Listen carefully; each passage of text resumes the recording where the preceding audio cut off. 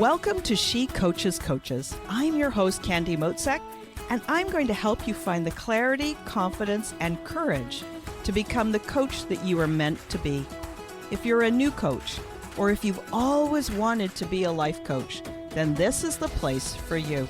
We're going to talk all about mindset and strategies and how to, because step by step only works when you have the clarity, courage, and confidence to take action. Let's get started.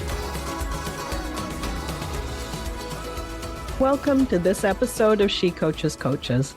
So pleased to have you here. I have got a great roundtable of experts, and I have gathered them together, and I've asked them one question.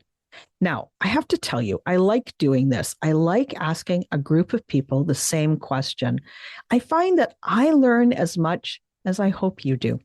I find that there are people who have amazing experiences and insights and perspectives, and I just find it such a valuable way of spending my time and learning new things. So I brought them together and I asked them this one question. Tell me the story of how you signed your first paying client. All right. Now, before we dive in, I am going to share with you my personal experience of signing my first paying client. And I think you're going to be a little bit surprised. So many people say to me, Candy, you just have such a confident way about you. They say, I think that you're always confident. They think that because I look smooth and calm on the outside, that I always feel confident and completely unflappable on the inside. And guess what? That is not always the case. Are you surprised? I am human too. And I experience confidence and imposter syndrome just like the rest of you. So sometimes I'm feeling good, sometimes I'm feeling doubtful. And that's why I wanted to share my story. So here's my story of my first paying client. And there's only one way to describe it. I was terrified, absolutely terrified. I needed to sign paying clients for my coaching certification program. And I stalled and I delayed and I procrastinated and I made excuses. And then the program started and there was me with 0 clients and I freaked out. And here's what was weird, because at the same time, I knew I was meant to be a coach, but then I had scared myself right out of doing what coaches do, which is inviting people to work with them and signing clients so you can help them. So that was it. I doubled down. I invited people. I asked for recommendations. And in fact, that was exactly how I signed my first client. She was referred to me by a colleague. And that was many years ago now. And funnily enough, every 6 months or so, we still coach together for a few sessions from time to time, just when it's time for her to work on her next new challenge. So that is my story. Now, let's hear from the other experts. Catherine, I'd love it if you would tell me a story. And this is the story of how you signed your very first paying client. The story of how I signed my very first paying client. I think I actually did it through a joint venture conversation with a friend, and she had referred me to another friend. And it was so much fun because we were just exploring. It was an exploration on what I could help her with. She was launching a new course and she was very excited about what that could look like because it was still in the beginning stages of her being able to make changes if what we found out was, one thing or the other, she needed to pivot. She had time to do that. So it was very much like on like. It was very much that like she was in the same mindset and the same energy and the same, the same end goal of making sure that she filled this mastermind. And I was of that same mindset as well. So it ended up being a lot of fun working with her. So Kathleen, can you tell me a story? And the story is, how did you sign your very first paying client? Right? Yes, exactly. Well, at the time, I was a full-time acupuncturist. So I had a full practice, and I could tell the story about that too. I was a full-time acupuncturist, seeing 25 clients a week, loving my work, but I had been studying Vedic astrology for 4 years, pretty much full time, whenever I wasn't at work. And because I had the luck of being able to look at people's charts when they walked in the door, I was like I was practicing, and I maybe make little comments, and I done little kind of freebie consults and things like that, was warming up. But it was when I had this one client, he's so dear to my heart. This one client, he's an executive who's just the kindest man on the planet. And I was telling him about this really cool part of Vedic astrology, how it can help people understand their career, what's their alignment with purpose, what's the timing of stuff. And I was just riffing on the stuff that I thought was really cool because he was in business, and he immediately just said, wow, oh my gosh, I want a session. Let's book it. Boom. Booked it, saw him the next week, ended up helping him with his family, his work. And he's just still a very, very, is in a very special place in my heart because he supported me. He saw that and was my first paying client and then referred other executives. So that was really lucky, again.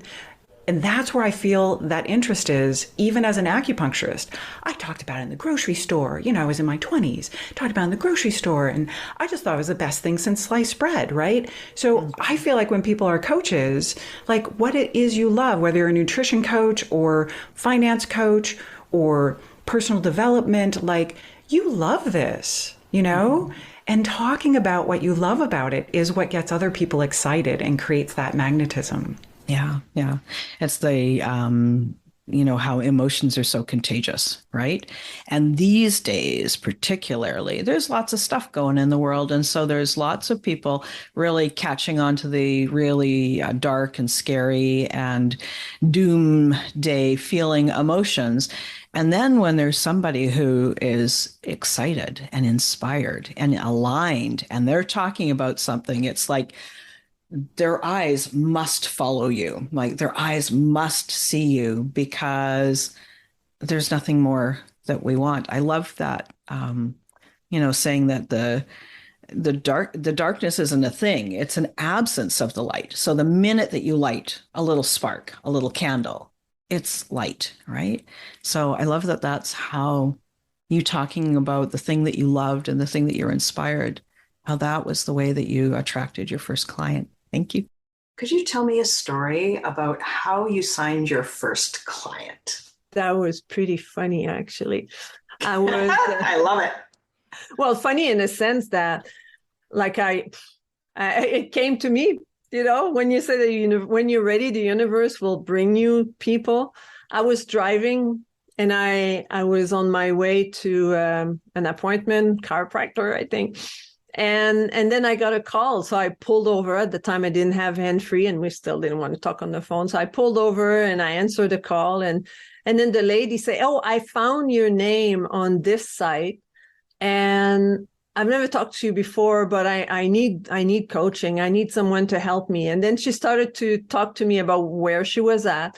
And she was at that time, it's when I was coaching more towards the functional medicine. I did my course in functional medicine, and she was a cancer patient that had done removing part of her breast, and now the doctor wanted her to do radiation and chemo and do all of that. And she felt conflicted with that in her own heart. She didn't feel that she wanted to go in that route. So anyway, but the reason why she had cancer in the first place, because she had depression and she was not feeling happy in her body. So right now she was in a full depression, staying in bed 24/7. So I talked to her that day. I said, okay, I'm going to my appointment. I'll call you back in an hour. So I called her back, and then we had an hour conversation. And then right there and then she said, yeah, I want to work with you. And after 4 months, she was back at work on their own terms. She had made decision that she has been holding back for years. She was vibrant. She never did chemo or radiation. She felt healthy. She started running and dancing again. She was like the total transformation. So that was my first paying client. And I felt so empowered myself as much as I empowered her to the great success that we've had. Oh, I love that. And isn't that always the case? like, yes, we work with our clients. Yes, they pay us and it's wonderful. And there's always that win-win, like just seeing somebody change their life, seeing somebody get some clarity or make decisions or whatever is just that in itself is rewarding too. So we get paid in a few different ways, right? Yeah, absolutely. That's for sure. Jackie, tell me a story. And I want the story of how you signed your very, very first client. This is a good one because I ended up how I got put like not trajectory pushed into or whatever you want to call it into my own business was getting let go from my 30-year career. I got let go one day and I discovered coaching like 2 months previous and I was all excited about it, but I was not ready to go full time. And so I when I got fired, I felt this relief and that's a whole nother story, but I took 6 months off and didn't do the business, if you want to call it, and took some time off from me and really healed me and all that stuff. And then when I decided finally, okay, let's get a coach, and let's get this thing going. And it was like 6 months into with the coach that I was like, okay, I'm having these phenomenal like discovery calls, vision calls, whatever we call them. And I was not making money, not enrolling clients, because then I realized I wasn't making offers. Guys, you got to make offers. And so, but I finally like got my first 2 clients and I was so excited. And I was also a little bit in the desperation zone because I had not been making money with no job. And I hadn't learned trust, faith, all that stuff. But I got these 2 clients. I was so excited, but something didn't sit right. Like there was something inside of me that didn't sit right. And they weren't aligned. And then there was a point where I could feel like they weren't aligned, but I didn't know what aligned meant. This is early on in it. And I remember one of the clients, we went deep real fast and she got nervous and she wanted to back out. I was like, I have a contract. I went that energy, that holding, that hanging on tight energy. And then someone asked me the question, like, what kind of energy do I hold on to? To make a long story short, I released the client, I returned the money, and that was really hard, really scary. But here's what it did. It opened up the channels for me to have the right clients coming in. It released the negative blocking energy that I was holding on to so tight out of desperation. And boom, 3 of my current clients that are with me 3 years later were those first 3 clients that came in after I released those first 2 clients that I attracted in an energy that was very like desperate. I need the money, and I was helping them, but it was like it's just this resistance energy. So now a saying that I live by is like, I only do things that come from a place of pleasure versus pressure. If I feel like there's a resistance and of course, sometimes the resistance because we're just scared and really we are meant to do it. But I come from this place of, is this something that does this feel aligned and right, and really trusting that intuition. But it took me a bit to get there. It took a bit to understand what even that intuition, alignment, and all that is. But man, I wanted to hold on, and thank God I released and learned how to release and open that up and release that negative energy and that energy that wasn't right. Because these 3 clients that are still with me today I just can't even put words. Amazing, right? And this Yeah. word that you've used a number of times of aligned. And the piece that I think is really great is this releasing those clients that were not a match, that you were holding on to with the energy of desperation, white knuckling it, as it were. And that allowed you to serve those 3 clients who you still serve. Mm-hmm. And you wonder, how did you serve those 2 that you released? Like you released them because you weren't a match, which means you also released them to their higher good as well. Mm-hmm. Like 100%. In that, it was like to even demonstrate that you could do that. Who knows how that might have changed their life, right? Mm-hmm. So even though you call the other 3 really your first aligned clients, those first 2, they were your clients for a very short time, mm-hmm. for a very big lesson, right? A huge lesson. Like it was one of the biggest points in my first year that created who I'm becoming, who I became, who they like the role they played in my life and the purpose of why they were there. Like it taught me so much. Yeah, totally. level 2 of the 6 months off doing personal development work, right? Mm-hmm. Sherry, can you tell me the story about signing your very first paying client? I had to think back on this one because, I've been in this crazy coaching world for 22 years. And it was funny because I do remember my first client. His name was Kurt. And at the time, this was clear back before even all the virtual networking that we do today didn't even really exist because it was so long ago. So I was a part of a group called Leads Club. And it's kind of like BNI is today. It was where you had a small group, you met for breakfast or lunch, and you went in and you had one person from each different kind of business. And you had like a minute to talk about yourself, and then you exchanged referrals and leads. And Kurt was a financial advisor, and he was having trouble getting new clients. And at the time when I first started coaching, I was a life coach, because when I was just starting my business, when people ask you what you do, and I said I was a coach, they ask you what sport, because coaching as an industry was such a baby at that point. But with Kurt, his life was a mess because he was working so many hours, and his life was just a mess. And what I found is when I started working with him, first of all, it was getting over the asking, right? Really asking somebody to pay you for their services.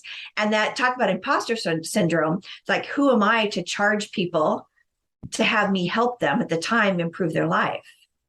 And that feeling of the imposter syndrome and just the asking was that first obstacle.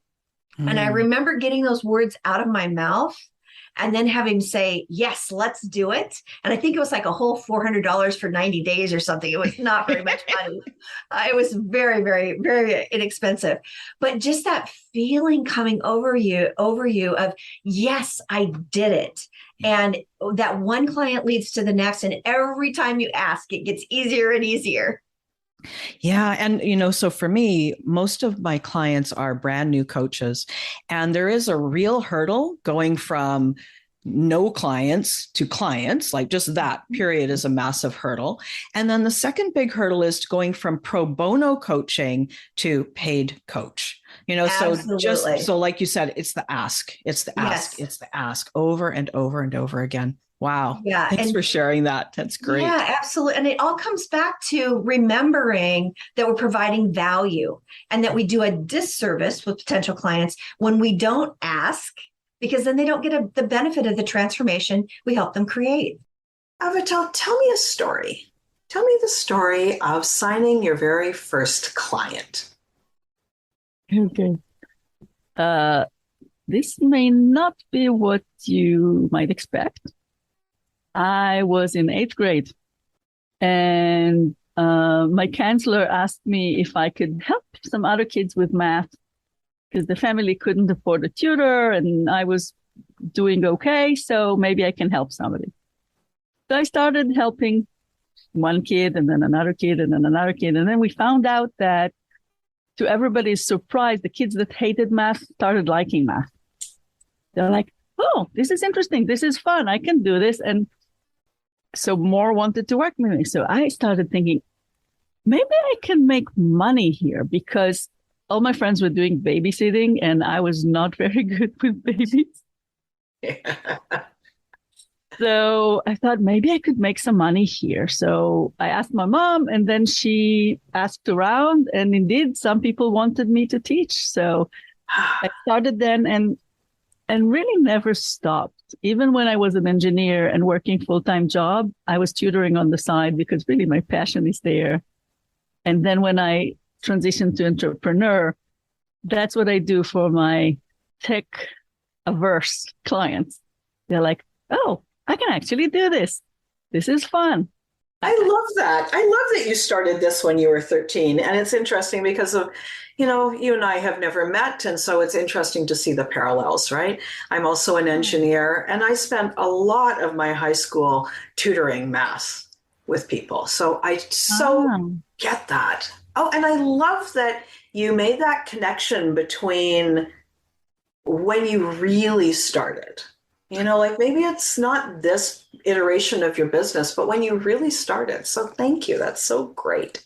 Thank you for letting me tell the story. This was fun too, suddenly. have it come out like that.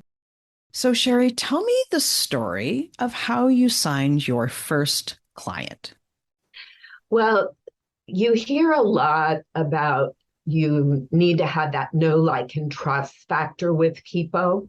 Well, some of the best people that you already have that know, like, and trust factor with are friends and acquaintances and people you do business with on a regular basis. And my very first client was the woman who actually I did quite a bit of business with. She had her own business selling clothing. And so I would regularly buy clothes from her, and we'd get to talking, and she knew me and she knew my values and what I was talking about.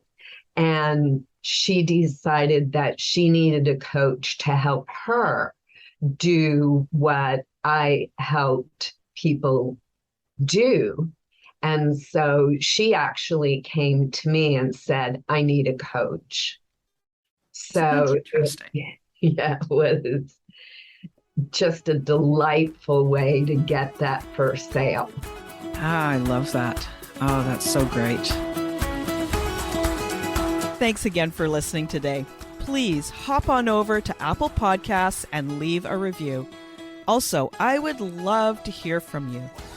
Did something that I say resonate? What else would you like to learn about? Click the link in the player and leave a comment on the post. This is going to give me great ideas for future episodes so I can help you best. Join me again next week for more coaching, support, and teaching to help you become the confident coach you are meant to be.